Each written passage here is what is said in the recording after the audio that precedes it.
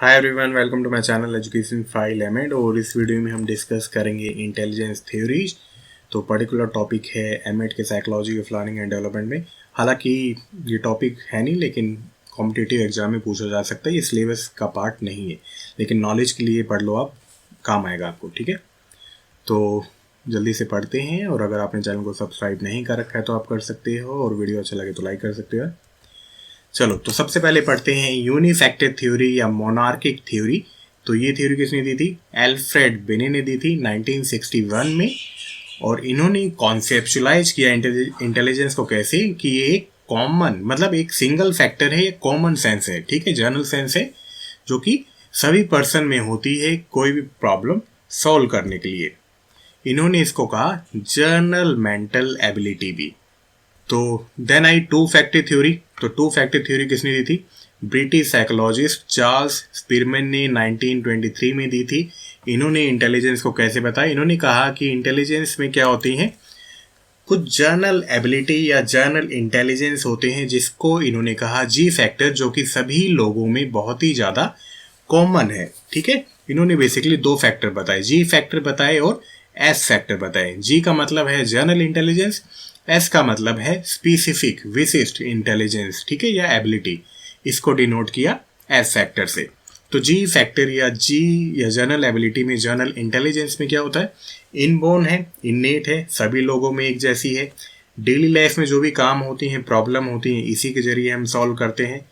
Primary intelligence है या प्राथमिक बुद्धि है। ठीक है, इन्होंने ये भी कहा कि एस इंटेलिजेंस से ये ज़्यादा इम्पोर्टेंट है। और अगर हमें किसी का बिहेवियर प्रिडिक्ट करना है कि लोगों में कैसा बिहेवियर है, तो हमें जी फैक्टर्स को ही मेजर करना चाहिए इंटेलिजेंस टेस्ट के दौरान। ठीक है, और एस फैक्टर में क्या है आ गया कि ये सीखा जा सकता है, कोई पर्टिकुलर स्किल सीखी जा सकती है।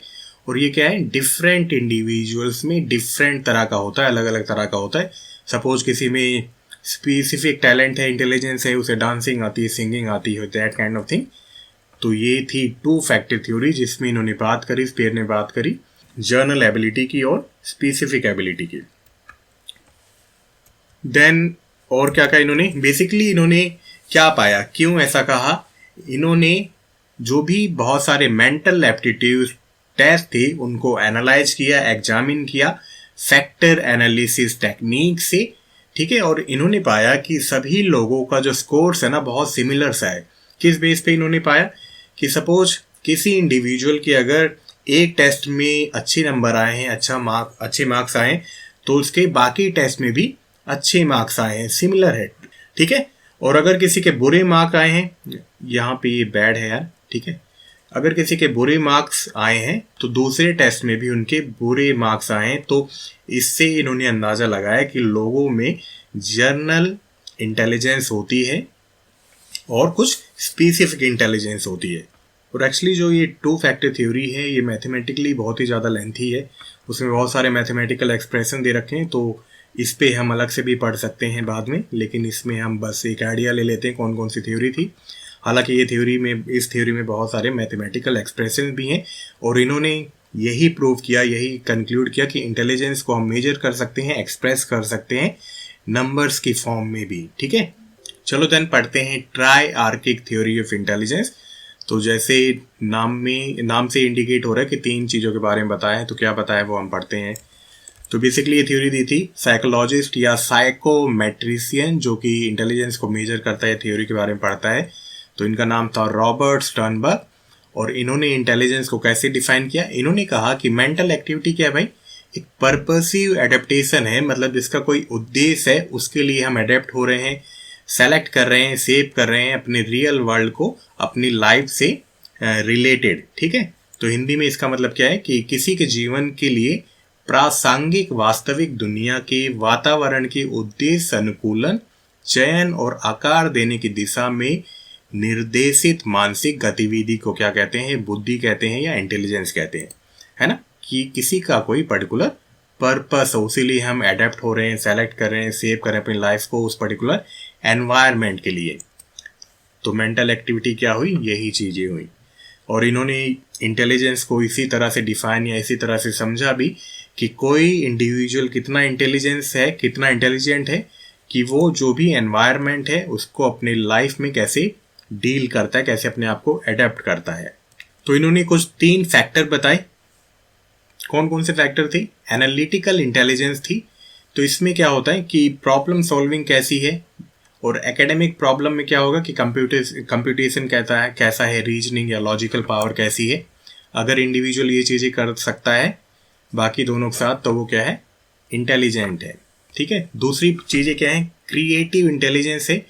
इसमें क्या होता है? क्रिएटिव जैसा नाम है, डाइवर्जेंट थिंकिंग को यूज करना, इमेजिनेशन करना, इनोवेशन करना, नई चीज़ें बनाना या क्रिएट करना जो नोवल है, न्यू है। ठीक है। तो पर्टिकुलर नॉलेज को हम अलग अलग फील्ड में अगर यूज करते हैं तो वो भी क्या है? क्रिएटिव इंटेलिजेंस हमारी। देन है प्रैक्टिकल इंटेलिजेंस। तो ये क्या है कि किसी पर्सन में कितनी कॉमन सेंस है या कितना स्ट्रीट स्मार्ट है, या आप कह सकते हो पर्टिकुलर जो नॉलेज है उसको कैसे अप्लाई कर पाता है। ठीक है। तो स्टर्नबर्ग के अकॉर्डिंग ट्राई आर्किक थ्योरी में क्या है? सक्सेसफुल इंटेलिजेंस क्या है? जिनमें ये सभी तीनों चीजें हों। तो ये देख सकते हो कि analytical intelligence, creative intelligence and practical intelligence सभी आपस में इंटरकनेक्टेड हैं।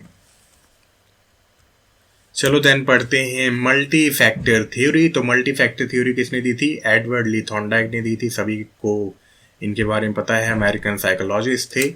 और इस पर्टिकुलर थ्योरी को क्या कहते हैं? एटोमिस्टिक थ्योरी भी कहते हैं। ठीक है। तो ये छोटे छोटे पॉइंट याद करते जाना। तो ये अपोज करते थे या बहुत ही खिलाफ थे किसके? कि जनरल इंटेलिजेंस जैसी कोई चीज़ होती है, या कोई एक फैक्टर है, या कॉमन सेंस जैसी कोई चीज़ होती है, तो एक्सपेरिमेंट के काम से उसको उतना ज़्यादा नहीं मानते थे। ये क्या कहते हैं कि इंटेलिजेंस क्या है? माइन्यूट चीज़ों के इंटरकनेक्शन से या को रिलेशन से बनी है। ठीक है। मतलब स्मॉल या माइन्यूट एलिमेंट्स हैं, फैक्टर्स हैं जो कि आपस में काम करते हैं और एक ओवरऑल इंटेलिजेंस को क्रिएट करते हैं या बनाते हैं, उसको दर्शाने में हेल्प करते हैं। ठीक है।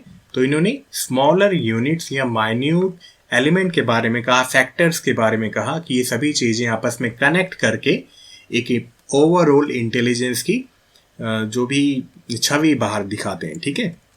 कि कोई पर्टिकुलर इंसान कितना इंटेलिजेंट है। तो यहाँ से आप समझ सकते हो कि सपोज करो ABCD लिखा है तो विजुअल सा दिख रहा है, न्यूमेरिकल है, तो ये स्मॉलर एलिमेंट हैं या माइन्यूट एलिमेंट हैं, ये सभी आपस में मिलके क्या बनाते हैं? बुद्धि बनाते हैं या इंटेलिजेंस बनाते हैं। ठीक है। ये आप कह सकते हो कि इंटेलिजेंस क्या है?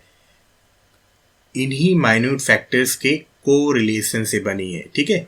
ऐसा नहीं है कि एक ही चीज़ है तो वो इंटेलिजेंट है, सभी छोटी छोटी चीज़ें आपस में कोरिलेट करती हैं और इंटेलिजेंस को दर्शाती हैं किसी इंडिविजुअल में। आई होप क्लियर हो गया होगा ये पॉइंट। चलो, तो इसकी मल्टी फैक्टर थ्योरी में इन्होंने कुछ 4 एट्रीब्यूट बताए, गुण बताए। तो इसको हम सिंपली ऐसे समझ सकते हैं कि लेवल का मतलब है कि डिफिकल्टी का स्तर क्या है। ठीक है। तो ये हो गया लेवल कि कोई इंडिविजुअल कितने लेवल की प्रॉब्लम को सॉल्व कर पा रहा है। रेंज क्या होगी कि उस पर्टिकुलर लेवल में उसका स्कोप क्या है, उसकी अप्लीकेबिलिटी क्या है, कैसी प्रॉब्लम वो सॉल्व कर सकता है पर्टिकुलर लेवल पे। एरिया क्या है? एरिया है अब सभी लेवल पे सभी रेंजेस का मल्टीप्लीकेशन या समेशन। ठीक है। तो अगर हम सभी रेंज को और सभी लेवल्स को मल्टीप्लाई कर देंगे तो वो निकल जाएगा हमारा एरिया। देन है स्पीड। स्पीड तो सिंपली क्या है कि कोई इंडिविजुअल कितनी देर में रिस्पॉन्स दे देता है, कितनी जल्दी रिस्पॉन्स करता है, उसका रिस्पॉन्स टाइम क्या है। तो इस एग्जाम्पल से आप समझ सकते हो कि लेवल क्या है। लैडर ऑफ डिफिकल्टी है कि पर्टिकुलर टास्क का डिफिकल्टी लेवल कितना है, उस पर्टिकुलर लेवल पे क्या स्कोप है, क्या फील्ड है, कहाँ कहाँ पे वो प्रॉब्लम सोल्व कर सकता है पर्टिकुलर लेवल पे। एरिया कब आ जाता है? जब हम सभी रेंज को और सभी लेवल्स को मल्टीप्लाई कर देते हैं, समेशन कर देते हैं। ठीक है। तो हमारा एरिया आ जाएगा।